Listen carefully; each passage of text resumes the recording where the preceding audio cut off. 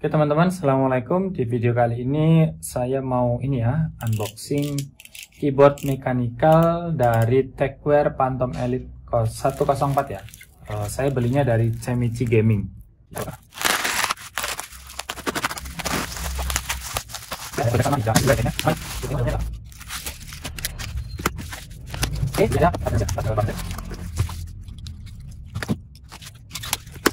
Phantom Elite 104. Saya belinya yang Gateron Blue. Oke. Nah, di sini ya. Ada tulisannya Gateron Blue. Oke, ini pertama kali saya beli ini mechanical keyboard.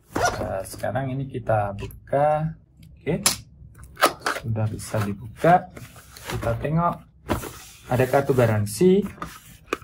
Oke, ini mechanical keyboardnya. Oke ya, kabelnya sudah seperti ini. Oke ya, dia ada tutupnya juga.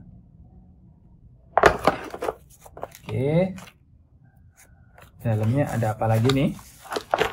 Oke ya, ada switch cadangan.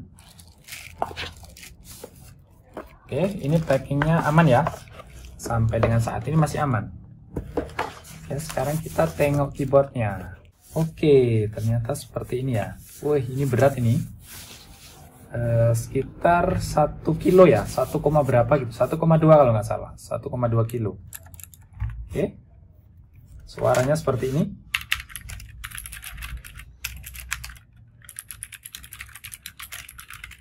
Oke ya.